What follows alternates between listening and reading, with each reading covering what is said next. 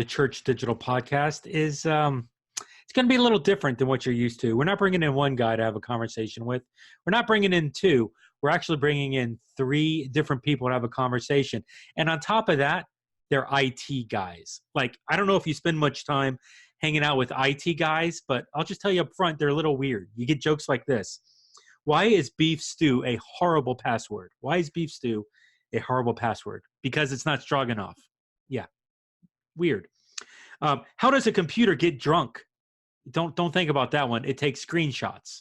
A computer screenshots. You start to see how bad it is. Why do we not call an iPhone charger apple juice? Okay, now I actually think that's legitimate. But these are IT guy humor jokes. And if you hang around IT guys long enough, you start to discover, at least I do in my life, they're a little weird. Okay, they're really, really weird. So we got three IT guys coming into this conversation today at the Church Digital. Jason Powell, who has a very awesome title that he will share with you from Granger Church. Another IT guy coming in, Matt Pugh from McLean Bible Church, a huge church over on the East Coast. And then also Jason Lee, who's with Northwoods up in center. And these guys have been doing ministry for a long time. These guys have been doing church IT and church technology for a long time. Bringing these guys together, I got to tell you, I wanted to have a conversation about camaraderie and community. But honestly, the thing that I learned the most about was relationships and the value and the necessity of relationships. So while you might not be the IT guy, and you may, like me, think that IT guys are a little weird, because they are, there's a lot that you can learn from three IT guys talking about camaraderie and community in context of ministry. Hey, everybody, here you go. Hey, Jason Powell, because we got a couple Jasons in the conversation here. Man, just take a minute. Tell me a little bit about yourself and kind of how you got wrapped up in this church thing. Sure. My name's Jason Powell. I'm the Tech Ops Director at Granger Community Church. This is my 16th year at this position. Prior to that, I was the IT director for a large school system in northern Indiana. And prior to that, I was a high school accelerated and advanced placement teacher. So quite an interesting journey to get into the church world. The short story is my best friend in college became the youth pastor at Granger Community Church. And out of the blue one day called me up and said, "Hey, we've got an opening for an IT guy, and I think you should be it." And the next thing I know, we're praying, and God is doing amazing God things, and we're moving from Wisconsin to Indiana. And 16 years later, like, it's still kind of amazing to go, yeah, this is where we're at, and just really, really fun. And then we got Matt jumping on as well. Now, Matt, you've not been 16 years, right? Is Jason the veteran here? Oh, he's definitely got us probably outnumbered by several years. But I've been doing IT in the church world for probably coming on 10 years now, in just different capacities, from just managing CHMS for our church here, to working at Fellowship One for 4.5 years, to coming back as the IT director here at McLean Bible Church, just outside Washington, D.C. What's the greatest story you can share quickly outside of working at McLean? So F1, Fellowship One, give me something there. Greatest story. Oh, good grief. There's lots of stories of that I wouldn't say are necessarily IT related or job related, of being on site with different churches. A friend of a coworker of mine and I were doing an implementation at a church in Atlanta, and we happened to drive down to where they were filming The Walking Dead. And we were walking around the town, and you could see the wall was up. And so they were filming that day, and you could see the lights on the other side of the wall and everything. But since we're completely out of town people. No one knows who we are. So we walk into this restaurant, and you could tell everybody in the room was kind of staring at us, wondering if we were actors or zombies who were just out of makeup or something. And because we're both bald-headed guys, tall, like it was pretty funny because we got a lot of strange looks while we were in there just trying to get some dinner.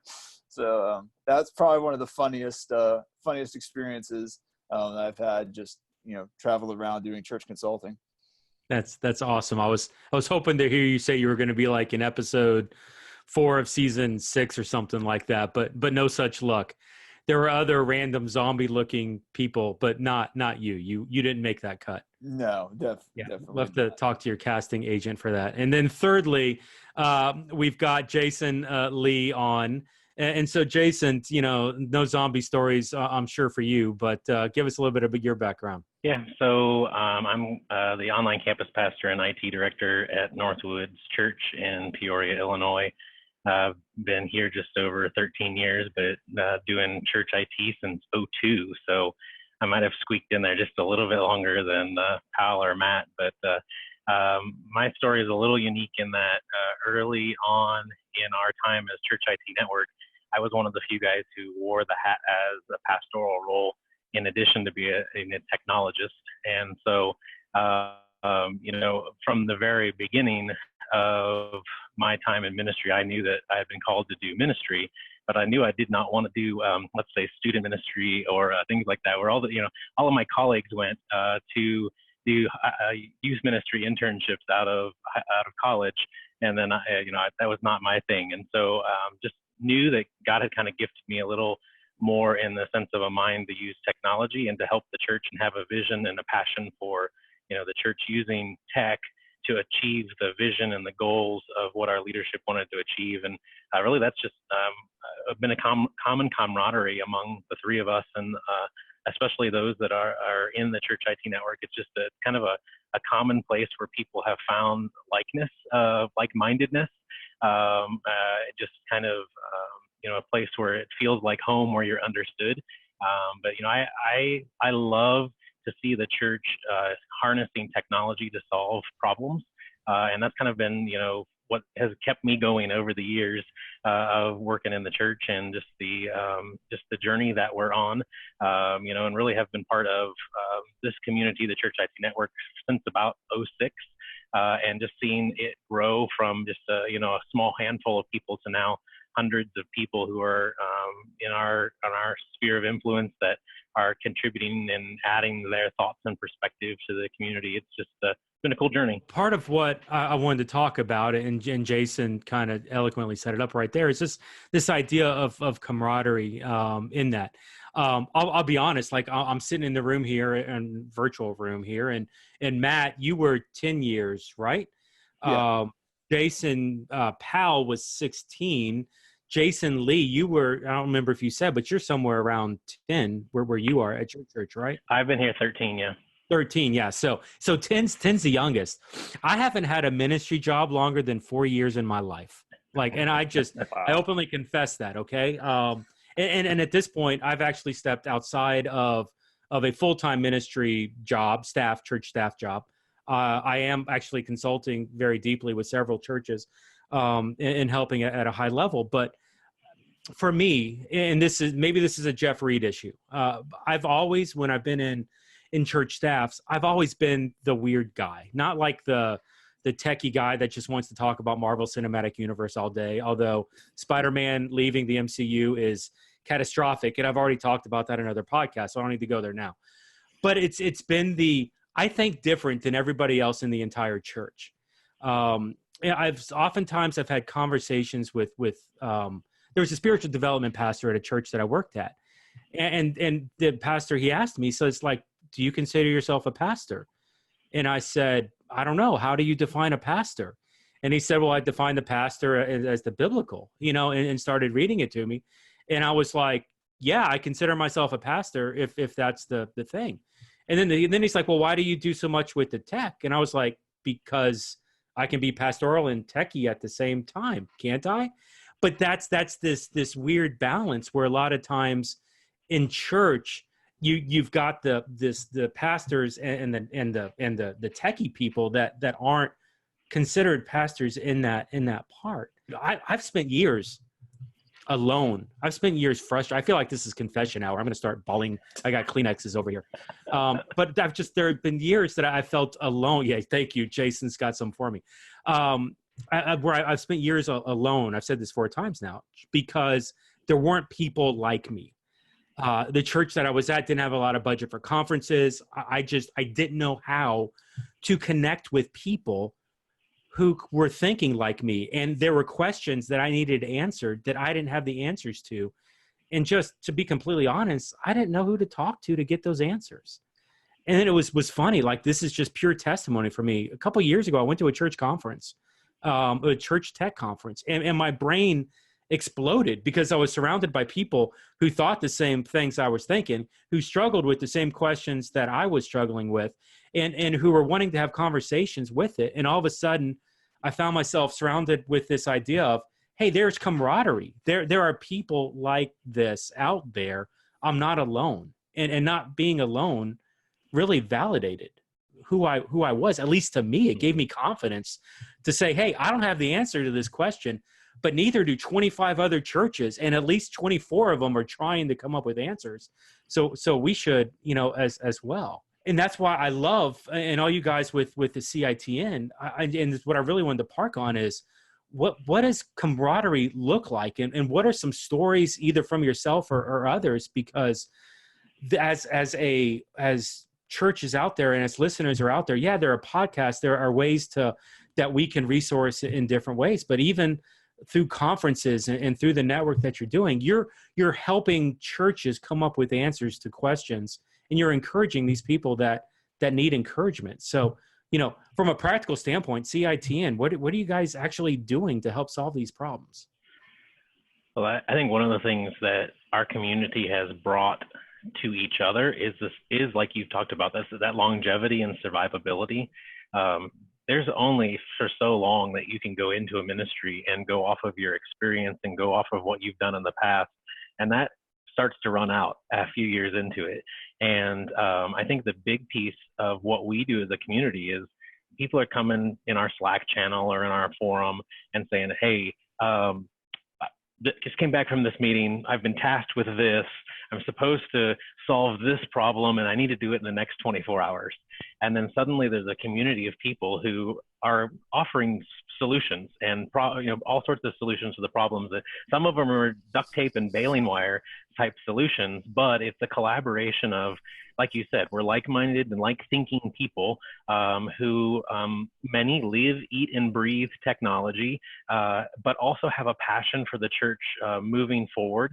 And so trying to solve those problems using technology. I think that's one of the things for me. I don't think I could have been in the role that I've been in for the last 10, 13 years without the community around me to just say, oh my gosh, I have no idea how to go about solving that problem, or I can't believe somebody just asked me to come back with this solution in that short of a time period. And yet the community rallies around one another and says, hey, I've solved that problem before this way, or have you thought of doing it differently, or just that kind of camaraderie and partnership. And honestly, the leadership team of Church IT Network has become some of my closest compadres in ministry. And we bounce things off of each other in a smaller segment of our community of just, how would you solve this problem? Or man, can you believe this person said this? Or whatever it might be. And there's honest conversations of, yes, I can believe they said that because they were right and you're wrong. Or no, I can't believe they said that because that's totally crazy, right? There's that honest give and take. And I think it's no different than the church being the church to one another. I mean, in any aspect of what we do, it's all about, we want people in community, right? And so this is community for technologists in the church. And Jeff, I think you hit it on the head. Kind of the thing that's been in my mind and my heart since kind of getting into church IT. Well, initially, I didn't know anybody else in church IT. So I felt like I was all alone. I was the, only hire here. And, it felt like, a prompting from God kept saying, what might God do if a bunch of like-minded individuals got together and talked, just about what's going on, what questions do you have? What failures have you experienced so that I don't run into them again? And that's really what started the Church IT Network. That's the idea. If we could get a bunch of like-minded individuals in the same room, man, what would God do with that? A lot of it is just sharing successes and failures. Hey, we're getting ready to do a project on voice integration. Well, good grief, don't do it this way, because we tried this and we spent so much time and energy and resources and it was a complete fail. Or even just connecting into partners of the Church IT Network that provide not only hardware and software services, but just their expertise. So it's really cool that the Church IT Network is both staff and volunteers, and we've got some amazing partners that have come alongside us and understand like the mission, vision, and values of the Church IT Network, and they help foster that and promote it. So, well, let's thank you for that, but let's make it a little practical here. So, like, what I'm an IT guy. I'm a new church online guy. I'm a social media person. I deal with technology all day long. Maybe I'm starting to come into some production AV stuff, and it's a mixed role. How can Church IT Network? How can you guys help me? I think it comes down to just the extent of the resources of the individuals that are involved, and the sharing of those little golden nuggets of information. A lot of times, I don't know how many times I've been in a room where someone in the room is just casually talking about something and says like that one little thing that they just assumed everybody else knew. And everybody else in the room goes, wait, what did you just say? Like, rewind that. Let's, what? And it's like this, like, it just reveals so much to the people that are just in communication and just in the room together, that really furthers their church, because now they've learned this one little thing that was insanely valuable that they didn't even know that they needed to know. And it's those conversations and those interactions that really drive this community. It's the things that you have no idea that are going to happen are the things that create the biggest impact. Big churches, small churches, who really gets involved with you guys? Everyone. I mean, it's a wide array of different sized churches, from the one guy IT shop to the churches that have IT departments of 5, 6, 7, 8, 10 people. Yeah, I mean, we even got some nonprofits that send people every once in a while, and then we got the partners as well. There's a lot of partner involvement, not just from a standpoint of, hey, let me be kind of a sponsor of your national or regional events, but let me just be a part of this community, because they learn just as much information as they are able to share into the network. So it's beneficial to kind of everyone that's involved. I think that's one of the things for our community, is that it's an expectation that everybody's a contributor and everybody's a learner. Somebody has something to give that somebody can learn from, and there's always people that you can learn from. And we always tell people, if you come to our conference or our one-day regional events, or you're part of the community and you're not getting your questions answered, well, shame on you. But the same side of it is when you participate, you're teaching and offering something in the same way. We laugh that oftentimes, some of the larger mega churches will have a solution, have a problem, and it's some of the churches that are much smaller that will have these amazing solutions that are so incredibly cost effective, because that's out of necessity. They've had to figure out how to solve some of these problems. And so we laugh at some of these, what appear to be baling wire and duct tape type solutions, but they're genius. and they cost nothing. And then everyone in the community steals the idea because it's virtually free versus, someone might be looking at a multi-$1,000 type solution. And then, somebody hops up and said, well, have you ever thought of this? Have you seen such and such a website? And it's like, oh, I didn't even know that free thing existed. And so that's where I think it doesn't matter the size of your church or the years of experience that you've had in the church space. You've got something to offer as somebody who is a technologist to our community. And that's what's so exciting is some of the solutions that come up. It's like, I would have never thought of that on my own. And and the expectation is I'm to steal it, make it better, and then bring it back. And that is just something we communicate all the time and that's what I love about how Jason has started this as a collaboration, a community of collaboration, in that, your responsibility is to take this idea, take it home, make it 10 times better, and then bring it back and let someone else then learn from it and glean from it. And that's just the expectation of thou shalt steal ideas, only ideas, but within our community. Yeah, absolutely. And so, quick fun story, at the very first event, we had churches ranging from attendance of 200 up to over 20,000. And it was amazing that Terry Chapman, who was the IT director at Fellowship Bible, Ed Young's church, like one of the smaller churches, he mentioned something about script logic and printing, and they just couldn't figure it out. And one of the smaller churches had a solution for him, and it blew his mind because I distinctly remember him saying, basically, I came here not expecting much, and I'm going to go home with a solution that I don't know that we would have ever figured out. And so it was just affirmation that, man, everybody's a learner and everybody can present, and, so peer learning, community inspiration have been like the three pillars that we've landed on and built on over the years. And it's just part of who we are. So it doesn't matter if, you're New Spring brings a bunch of guys to the conference and gals, or if you're a one-man IT shop, or maybe you're just a volunteer in your church and you've got a way to, get to Kansas City this fall. Man, we would love to have you. And I guarantee no matter where you're at on the learning spectrum, there is something for you, not only vocationally, but also spiritually. And we're going to feed you a whole bunch of food, and your belly's going to be full. So we'll fill your heart, soul, and mind. So yeah, great setup on the conference, heart, soul, and mind. Those are three high standards, man. Belly would be, maybe the asterisk for 4, but well done.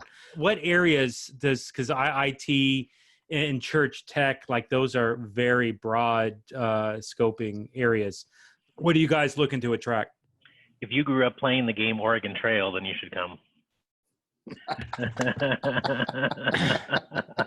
All right, so that's an inside joke even I don't get. So I'm a little worried at this point. You have to come to the conference to understand. Well, we got everything. We've got leadership workshops. We've got online ministry workshops. We've got, some SQL workshops. So if you're kind of a more of a developer type person, obviously we've got, lots of different IT type tracks for, say, like Office 365, or hey, what's new in the world of Wi-Fi.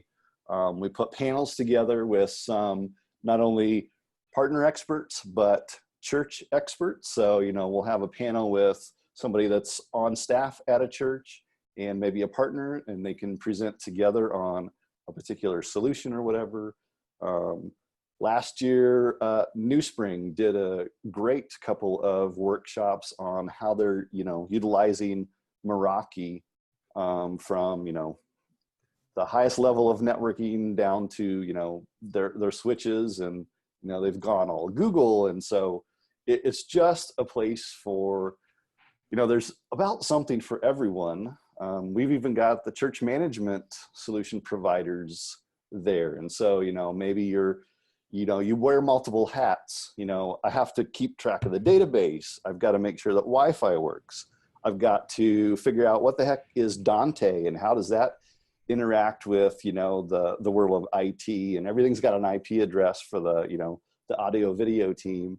And maybe I'm also trying to figure out how do I lead up to my boss, and I'm in charge of the online church, and I got to figure out how to stream and help people, you know, find Jesus through an online medium. Yeah, that's a lot. The tech help, the camaraderie, the, hey, I need help finding the solution. That's one thing, and all that's awesome. The thing that you just told me that I'm like, every person who works in tech and church in America needs is that phrase of leading up, is, you know, how to, so I have this vision. This will help the church. This will help reach people. I have to sell it to like leadership who has no idea any of the language or the acronyms or the talk that I'm saying. You know, the lead pastor still has an AOL email address, like that type of thing. So, hey, you know what? Cause I'm serious. Like the listening audience, you know, this listening audience is there. Drop me a nugget. Give me one thing. Help me here. My lead pastor still has an AOL email address, and I need to convince to him that I need some sort of a tech upgrade thing. How do I get started on that road? You buy a ticket to Church IT Network Conference for $85 and you have a full belly, and then everybody there will brainstorm ideas on how to solve that problem. Come on, not one freebie. You're gonna hold out for the conference. That's fine. They're all shaking their head no. It's all relationship, man. It's you know, Yep. That's the thing about what we do, is it's so easy to think that technology solves every problem, and it's all about the relationships with your colleagues, with your senior leadership. It's investing in them relationally in order to have the conversation of, bro, let me just tell you honestly, having an AOL address, it's not giving you any credibility. It's not helping you out. What can we do to give you something that has some respectability, you know? And an AOL email address, maybe in 1980 that was cool, but maybe not now. And I said, but you only can have that conversation when you've invested in that relationship. And so it's all about building those relationships so that you can have those conversations. Just this last week, had a conversation with our senior leadership and just talking about where we're going with online ministry. And around the table, there were very differing perspectives that we didn't agree to disagree, but we all heard each other out and appreciated what each person brought to the table. And that only happens because of the relationship and the investment that you have in those people that are around that table that are outside of the four walls of their offices. It's not because I came and fixed your computer, you're not going to believe me when I say this is a trend or this is something that's going on or something that maybe we're missing. You can only have those type of conversations because of the investment relationally. And I think that, you know, I'm better at that because I've seen my colleagues in the community do that. And I'm, you know, so it's a give and take of how we as a community have learned. It's not a matter of sitting down and saying, just because I have the title of IT director and I've been doing this for 13 years, that you have to listen to me. That's not it at all. It's how have I invested in our leadership and built a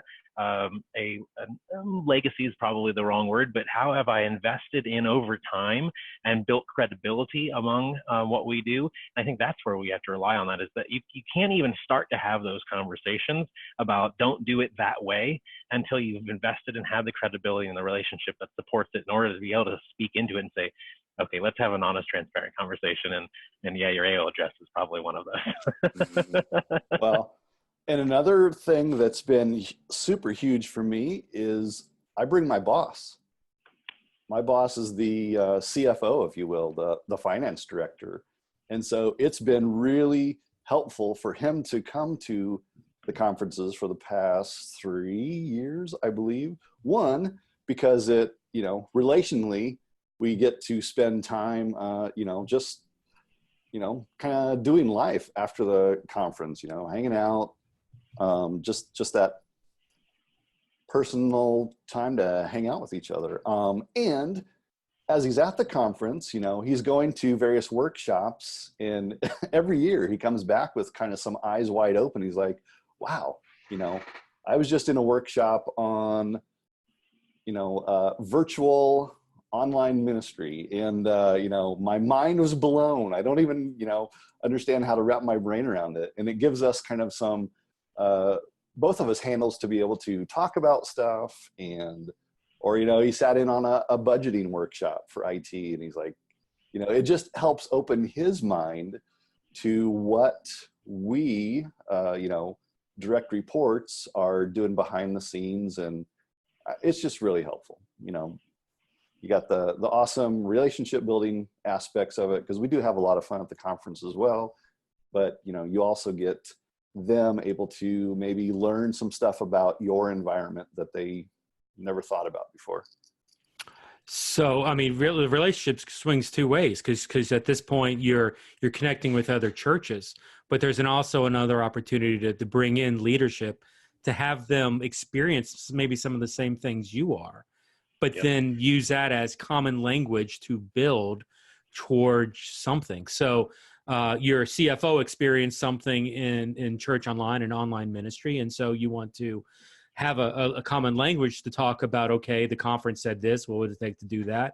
Here's maybe this works better, but at least now you're in the same, like the same ballpark. You're having the same conversation. You're on the same road. Yeah. I've just testimony, and I've told this story before on the podcast. I've been in sessions with church staff where basically I'm at the end of the dock getting ready to jump into the water, and there's not a soul within 500 yards of me. And while I'm, turning around and asking leadership for advanced high level decisions, because I've been doing the church online for a long time, the leadership was at much more of a elementary basic level, because I'd been running completely on my own and hadn't brought leadership with me through the processes. So the more that leadership can experience that, obviously, the better it'll be for you guys. So a lot of our listeners are church online. And so, because we do focus a lot on church online and online ministry and that sort of thing. Transparently, I've been working with with you guys and developing some of the online tracks and some things like that. And I know, Jason, you're involved in that. But what are some things that we can expect in the church online realm specifically? Like, what does that look like at the conference? Well, I think, the cool thing of how our conference has evolved is that, it used to be conversations about buying storage and network switches, and that was the extent of it. Everybody talked about over and over again, what SAN you're going to buy, what network infrastructure you're going to have. And it's interesting how the conversations have changed from that to a much different conversation. And that's where we felt like the online ministry really dovetailed into what we're doing from a core IT perspective, because not only does core IT, but also encompassing the online ministry aspect of it, it's also the church management data side of it. And how do we keep tabs on people and care for them and reach out to them without good systems and processes? So online ministry dovetails in with that as well. And even now, just the convergence of IT, core IT, and AVL, everything, it seems, in our production venues now wants to plug in to at least one, if not two, networks at the same time. And so how do we build those relationships across those teams? So when we have those conversations, we are talking with common language. And I think that's the big piece. We even have our communications team is bringing 2 people this year, and there's really no vertical or track within our conference for that, but because of their heavy involvement in what we do online, it's giving them perspective and language as well to how do we, as an online team, interact with our communications team? How does our online team interact with our AVL team? How does our online team interact with our core IT or our database team? And it really is that, there are few places I think you can go to have those types of conversations where there's the overlap of technology, but also then the camaraderie and the synergy that of moving that forward. I'm super excited about some of the workshops that we're planning that are just kind of stretching the envelope and helping people to think about, 2010, 2013, online ministry was basically stream your services. But is that what digital ministry or online ministry is in 2019? Probably very different. And so how are churches evolving through that? How might someone, take their church through that transition? How do you help your leadership process what's different? The trends that we're seeing, so I think there's a lot of it that, the questions that we're all asking, and it's just to be able to get into the room and hear you're not alone, and then go back with a plan of here's some things that I think I'm going to steal from somebody else, or questions I'm going to go home and ask and hopefully get some answers on. That's awesome. I'll tell you, one of the breakouts that I'm writing, and this is new content to me. I've never done it, but it's a breakout that's designed out of conversations with all of you, the listeners and people online. Of church online is perceived to wrestle, to challenge, to take away from the physical church. We're seeing physical attendance at the physical campuses drop, virtual attendance, digital attendance online is skyrocketing. So therefore, let's shut down the online church so people will go back to physical.